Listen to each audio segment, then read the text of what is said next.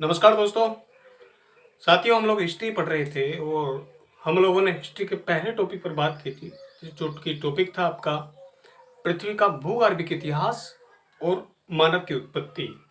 कि पृथ्वी का जो भूगर्भिक इतिहास रहा है, पृथ्वी पर किस किस प्रकार की और जो वर्तमान में हम देखते हैं आधुनिक जो भौगोलिक संरचनाएं हैं, उनका जो निर्माण हुआ है वो किस किस काल में हुआ है, वो किस क्रम में हुआ है, और उसके साथ साथ पृथ्वी पर मानव की जो उत्पत्ति हुई है वो किस प्रकार हुई है। ठीक है, तो ये चीज़ हम पहले टॉपिक में, हम पहली क्लास में डिस्कस कर चुके हैं। पृथ्वी का भूगर्भिक इतिहास और मानव की उत्पत्ति, कि पृथ्वी पर मानव की जो उत्पत्ति हुई है उसका क्या क्रम रहा है। ठीक है, कब हुई है और किस काल में हुई है। साथियों, हमने देखा था लास्ट क्लास में कि पृथ्वी का जो भूगर्भिक इतिहास है उसको 5 महाकल्पों में डिवाइड किया गया है। प्राचीन काल से, जब से पृथ्वी की उत्पत्ति की शुरुआत हुई है, उसका निर्माण होना शुरू हुआ है, तब से लेकर आज तक का जो पूरा टाइम पीरियड है, इसको हमने 5 महाकल्पों में बांटा है। उसको हम पहले से हम क्लास में डिस्कस कर चुके हैं। आपने यदि उसको नहीं देखा तो आप उसको देख लीजिएगा जाकर। और उसके साथ साथ हमने उन 5 महाकल्पों को 4 युगों में डिवाइड किया है। ठीक है, और ये 4 युग जो हैं हमारे, इनको हमने 18 कुल 18 कालों में या शकों में डिवाइड किया है। तो यदि हम मानव की उत्पत्ति की बात करें तो पृथ्वी पर मानव की जो उत्पत्ति हुई है वो आपके तृतीयक युग में, टर्सरी युग में। ठीक है, टर्सरी युग में, टर्सरी युग को हमने देखा था कि उसको जो है 5 कालों में बांटा गया है। तो उसका जो सबसे पहला काल था पेलियोसीन काल, पेलियोसीन काल या पेलियोसीन कल्प, या फिर सक्रीज को हम बोलते हैं, पीरियड्स को हम बोलते हैं। पेलियोसीन काल में जो है आधुनिक मानव का जो आदि पूर्वज था, जो सबसे प्राचीनतम साक्ष्य मिले हैं मानव के, वो हमने देखा था कि कपि के रूप में, कपि वानर के रूप में स्तनधारियों का विकास हुआ इस काल में। ठीक है, लेकिन यहाँ से जो है हमें निरंतरता उसके विकास के क्रम में नहीं मिलती है। ये जो पेलियोसीन काल में जो आदि मानव का हमने देखा था वो था हमारा रामापिथिकस। रामापिथिकस मानव के जो साक्ष्य हैं वो हमें मिलते हैं टर्सर युग के पेलियोसीन काल में। लेकिन जो रामापिथिकस मानव है, वहां से मानव के विकास के क्रम में निरंतरता हमें प्राप्त नहीं होती है। ठीक है, इसके साक्ष्य हमें मिलते हैं बाद में, जब उसका जो अंतिम काल है, इसी टर्सरी युग का, ये प्राथमिक युग है इन 5 में। और सबसे इसमें जो 5वां है प्लिस्टोसीन, प्लिस्टोसीन, प्लिस्टोसीन काल से, प्लिस्टोसीन काल में एक मानव की उत्पत्ति हुई। ठीक है, और उसका नाम था ऑस्ट्रेलोपिथिकस, ऑस्ट्रेलोपिथिकस। बेसिकली ये क्या है कि जब से हम देखते हैं कि जो रामापिथिकस मानव है, जो आदि पूर्वज मानव है, उसका विकास होना शुरू हुआ, और उसके साक्ष्य जो है हमें मिलते हैं आपके जो स्तनधारी जीव हैं, जैसे कि कपि वानर है, या फिर आपका छछूंदर है, ओरंगटन है, या फिर आपका कंगारू है। तो इन सभी स्तनधारियों के जो साक्ष्य हमें प्राप्त होते हैं वो इसी काल से हमें प्राप्त होते हैं। इसके पश्चात क्या होता है कि जो आदि मानव है, रामापिथिकस मानव, उसकी जो हमें साक्ष्य मिले हैं बेसिकली पृथ्वी पर, जो वो हमें मिले हैं अफ्रीका महाद्वीप से। ठीक है, उसके साक्ष्य हमें अफ्रीका महाद्वीप से प्राप्त हुए हैं। और यहीं से क्या हुआ कि जो रामापिथिकस मानव है, इसको हमने, इसकी 2 शाखाएं हो गई। ठीक है, इसकी जो 2 शाखाएं हुई, वो 2 शाखाएं कौन सी हुई?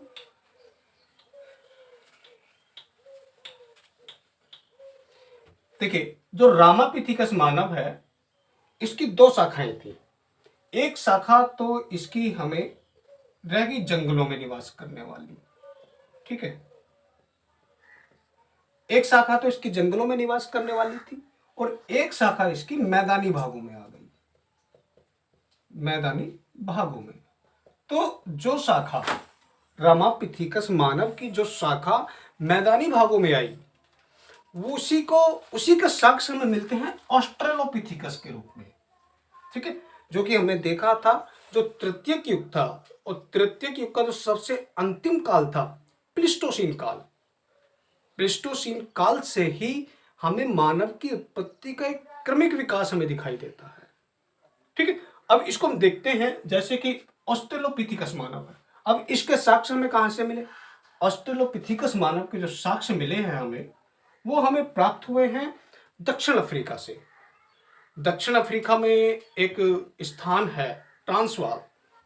ठीक है, ट्रांसवाल स्थान से, वहां से एक जो चूने की खदान है, वहां पर एक चूने की खदान से जो है हमें एक मानव की खोपड़ी प्राप्त हुई, और कार्बन डेटिंग के माध्यम से जब उसका हमने टाइम पीरियड पता किया, तो उसका काल जो है हमें तृतीयक युग का जो सबसे अंतिम आपका काल था प्लिस्टोसीन काल, उसमें हमें दिखाई देता है। ठीक है, जिसकी जो अवधि है, समय अवधि, मैंने आपको बताया था कि इसकी अवधि जो है मिलती है 1.1 करोड़ से 10 लाख वर्ष पूर्व तक। 10 लाख वर्ष पूर्व तक इसकी समाप्ति हमें प्राप्त होती है। ठीक है, अब इसके देखिए, यहां से हमें निरंतरता मिलती है ऑस्ट्रेलोपिथिकस मानव से। ऑस्ट्रेलोपिथिकस जो मानव है वो रामापिथिकस की ही एक शाखा है। एक शाखा तो इसकी जंगलों में चली गई, और जो मैदानी भागों में जो शाखा थी, उसका विकास ऑस्ट्रेलोपिथिकस के रूप में हुआ। ऑस्ट्रेलोपिथिकस के जो साक्ष्य हमें प्राप्त हुए हैं, वो हमें दक्षिण अफ्रीका के ट्रांसवाल में एक चूने की खदान से, चूने की खान से हमें उसका साक्ष्य हमें मिला है।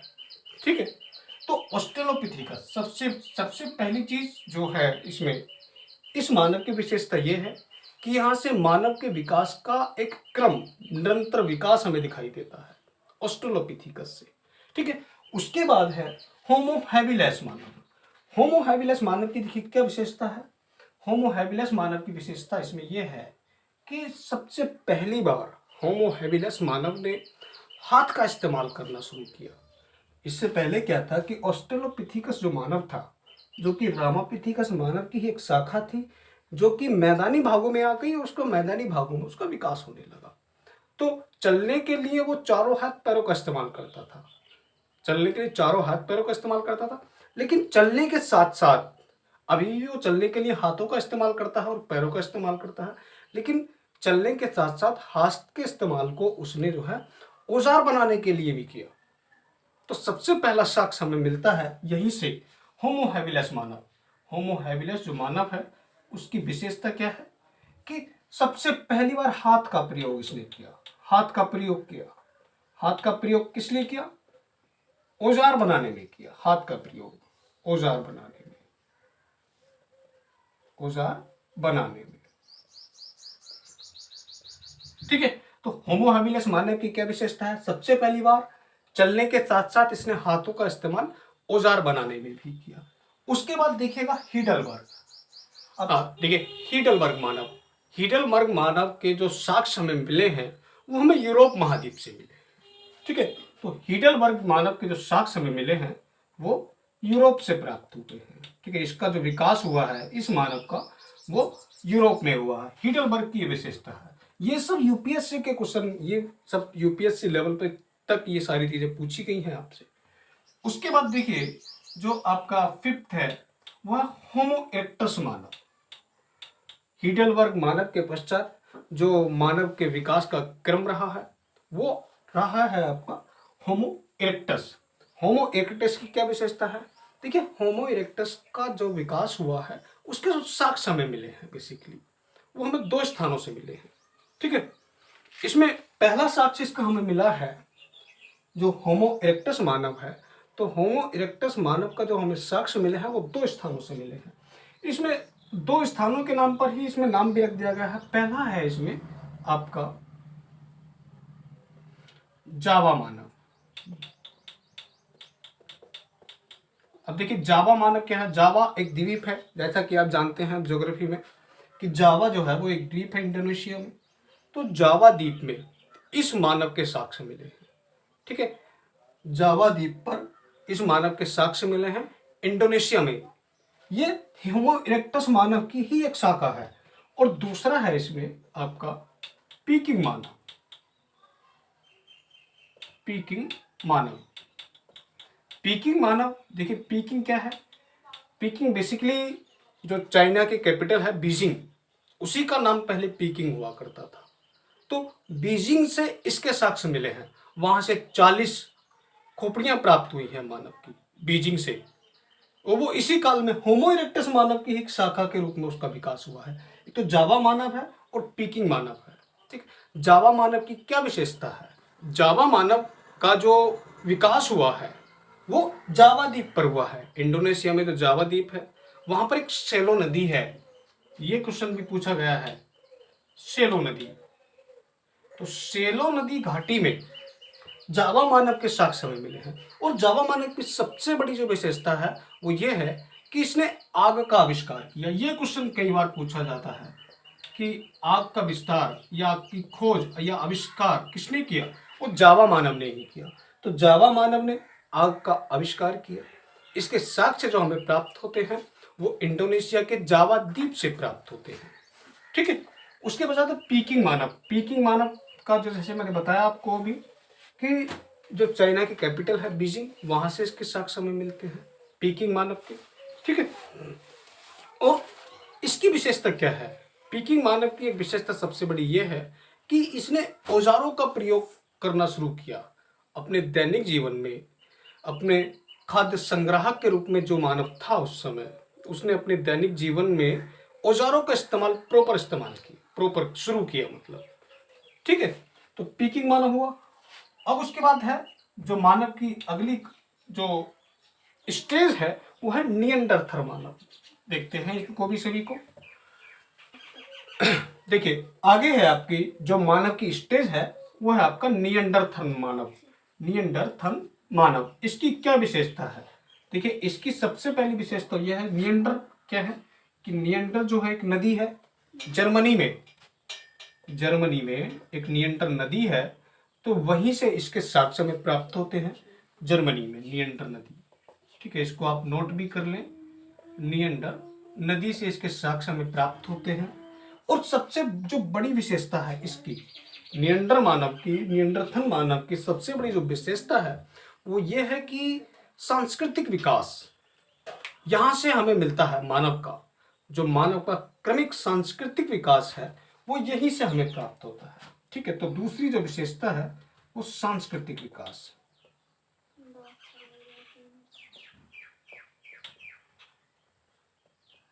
नियंडरथल मानव की जो सबसे बड़ी विशेषता रही है वो क्या रही है? सांस्कृतिक विकास की शुरुआत नियंडरथल मानव से हुई है। ठीक है, जो कि यूरोप में इसका साक्ष्य में प्राप्त हुए हैं, जर्मनी में नियंडर नदी घाटी से। ठीक है दोस्तों, इसके बाद देखिएगा नियंडरथल मानव के पश्चात जो मानव की अगला क्रम जो विकास का क्रम रहा है वो रहा है आपका 6 नंबर पर आपका देखेंगे क्रोमैग्नन मानव। क्रोमैग्नन मानव,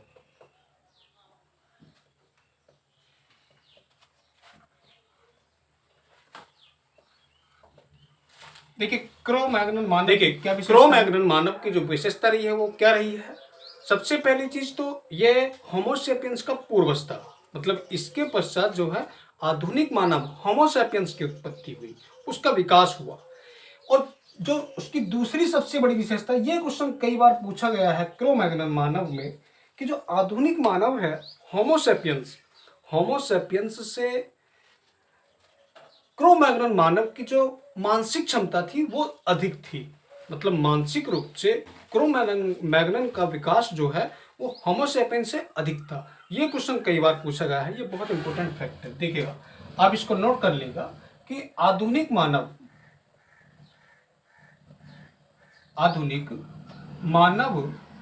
से अधिक मानसिकता, अधिक मस्तिष्क क्षमता।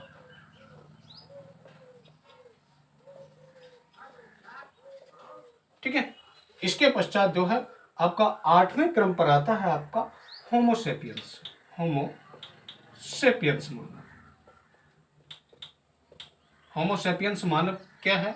जिसके रीढ़ की हड्डी जो है वो पूरी तरीके से सीधी हो गई है एकदम, और वो चलने के लिए अब चारों हाथ पैरों का इस्तेमाल नहीं करता। चारों हाथ पैरों का इस्तेमाल करना तो उसने होमो हैबिलिस मानव के पश्चात जो हीडलबर्ग है वहीं से उसने समाप्त कर दिया। वो धीरे धीरे उसकी रीढ़ की हड्डी जो है वो सीधी होनी शुरू हो गई और चलने के लिए सिर्फ पैरों का इस्तेमाल करता था। लेकिन इसी क्रम का जो पूरा एकदम विकास का जो पीक पॉइंट है वो हमें होमो सेपियंस मानव के रूप में दिखाई देता है। मतलब ये हुआ कि होमो सेपियंस का मतलब ये है कि जिसकी रीढ़ की हड्डी एकदम सीधी हो गई हो और वो चलने के लिए सिर्फ 2 पैरों का इस्तेमाल करता हो।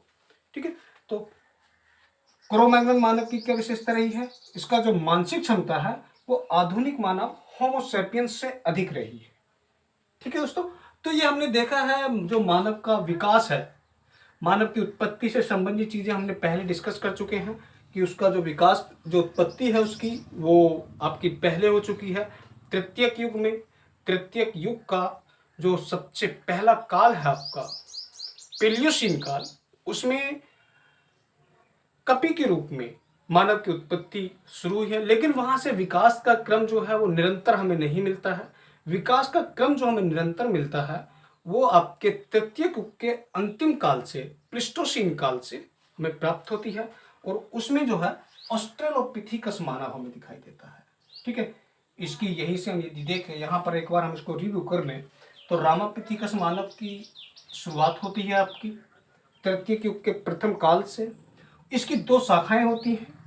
एक शाखा इसकी आपकी जंगलों में ही निवास करती है और दूसरी शाखा जो है इसकी मैदानी भागों में जाती है। तो जो शाखा मैदानी भागों में आती है उसी के विकास का क्रम मानव का शुरू होता है। तो मैदानी भागों में जो शाखा आई उसकी शुरुआत होती है ऑस्ट्रेलोपिथेकस मानव से। इसके साक्ष्य हमें मिलते हैं दक्षिण अफ्रीका से। दक्षिण अफ्रीका में एक चूने की खान से प्राप्त होते हैं, ट्रांसवाल वहां पर जो प्रांत है। ठीक है, उसके बाद होमो हैबिलिस मानव, इसकी अपनी एक विशेषता है। होमो हैबिलिस मानव सबसे पहली बार हाथ का इस्तेमाल शुरू किया इसने। ठीक है, औजार बनाने में, मतलब चलने के साथ साथ, चलता भी उस समय चारों हाथ पैरों से था, लेकिन उसके साथ साथ औजार बनाने में भी हाथों का इस्तेमाल इसने शुरू किया। ठीक है, उसके बाद है हीडलबर्ग मानव। हीडलबर्ग मानव, इसका जो विकास है, इसका जो साक्ष्य हमें प्राप्त होते हैं वो यूरोप से प्राप्त होते हैं। इसके बारे में और ज़्यादा जानकारी प्राप्त नहीं हुई है। उसके बाद होमो इरेक्टस मानव। होमो इरेक्टस मानव की 2 शाखाएं हैं। एक शाखा तो उसकी जावा मानव के रूप में हमें मिलती है और दूसरी शाखा उसकी हमें पीकिंग मानव के रूप में मिलती है। जावा मानव जिसके साक्ष्य हमें जो है आपके प्राप्त होते हैं जावा द्वीप से। इंडोनेशिया में जो जावा द्वीप है, सेलो नदी है, वहां पर सेलो नदी के आसपास में एक जो नदी घाटी क्षेत्र है वहां पर एक गांव है टिनिलग्राम। टिनिलग्राम, ये यूपीएससी में पूछा गया क्वेश्चन है, देखिएगा इसमें क्या है, टिनिलग्राम। टिनिलग्राम, टिनिलग्राम से जो है जावा मानव के साक्ष्य प्राप्त हुए हैं हमें। ठीक है, और दूसरी जो है उसका पीकिंग मानव जो कि बीजिंग है, बीजिंग से ही हमें पीकिंग मानव के साक्ष्य प्राप्त हुए हैं। उसके बाद है निएंडरथल मानव। निएंडरथल मानव का जो विकास है उसके जो साक्ष्य मिले हैं हमें वो जर्मनी से प्राप्त। जो साक्ष्य मिले हैं हमें वो यूरोप में, जर्मनी जो कंट्री है वहां से प्राप्त हुए हैं। वहां पर जो निएंडर नदी है, निएंडर नदी घाटी से हमें निएंडरथल मानव का साक्ष्य प्राप्त हुए हैं। उस सबसे पहले सांस्कृतिक विकास की जो अवधारणा शुरू होती है मानव के इतिहास में वो यहीं से स्टार्ट होती है, निएंडरथल मानव से। उसके पश्चात जो 7वीं स्टेज पर आता है हमारा, वो आता है क्रो-मैग्नन मानव, आधुनिक मानव का पूर्वज। इसकी मानसिक क्षमता होमो सेपियंस मानव से अधिक थी। जो अंतिम है, जो हमारा आधुनिक मानव है होमो सेपियंस, वो है हमारा होमो सेपियंस मानव। ठीक है, जिसकी रीढ़ की हड्डी सीधी हो गई है। ठीक है, और वो चलने के लिए सिर्फ 2 पैरों का इस्तेमाल करता है। तो दोस्तों ये देखा हमने, देखिए पूरा एकदम मानव का विकास और उसकी उत्पत्ति से संबंधित जो इम्पोर्टेंट फैक्ट है और जो क्रम रहा है उसका 8 स्टेज में, 8 चरणों में जो मानव के विकास का रहा है क्रम आदि मानव से। देखिए यहाँ पर यह क्वेश्चन कई बार पूछा जाता है कि आधुनिक मानव का आदि मानव, आदि पूर्वज कौन था, तो वो रामापिथेकस था। और यदि यहाँ से आपका क्वेश्चन बन जाए कि एक क्रमिक विकास, जो मानव का जो विकास का जो क्रम रहा है उसमें क्रमिक विकास किस अवस्था से हमें प्राप्त होता है, तो वो क्रमिक विकास हमें मिलता है ऑस्ट्रेलोपिथेकस मानव से। उसके पश्चात जो है ये क्रम का विकास आकर हमें कहाँ अंतिम दौर में दिखाई देता है, होमो सेपियंस मानव के रूप में, आधुनिक मानव के रूप में। ठीक है, ये तो कुछ इंपॉर्टेंट फैक्ट है, जैसे कि आदि मानव है या फिर क्रमिक विकास की यदि बात होगी तो उसका आधार आपका ऑस्ट्रेलोपिथेकस मानव होगा। यदि आपके मानसिक क्षमता से क्वेश्चन पूछ लिया जाए यदि कि आधुनिक मानव से अधिक मानसिक क्षमता वाला जो है वो कौन सा मानव था, वो तो क्रो-मैग्नन मानव था। ठीक है, तो ये सभी इंपॉर्टेंट फैक्ट हैं और इसमें हमने देखा मानव की उत्पत्ति और उसके विकास से संबंधित सभी चरणों को हमने यहाँ पर डिस्कस किया है। ठीक है दोस्तों, तो ये क्लास आपको कैसा लगा, इससे संबंधित आप अपने जो भी कमेंट्स हैं वीडियो के कमेंट बॉक्स में ज़रूर दें। और इसके बारे में इसके साथ साथ एक चीज़ और मैं आपको यहाँ पर ये बोलना चाहता हूँ कि इसके अलावा भी यदि आप किसी भी टॉपिक पर कोई जानकारी चाहते हैं और आप चाहते हैं कि मैं किसी भी पर्टिकुलर टॉपिक पर क्लास करूँ, तो आप मुझे वीडियो के कमेंट बॉक्स में बताइएगा। मैं प्रयास करूँगा कि संबंधित विषय पर क्लास अटेंड की जाए। धन्यवाद दोस्तों।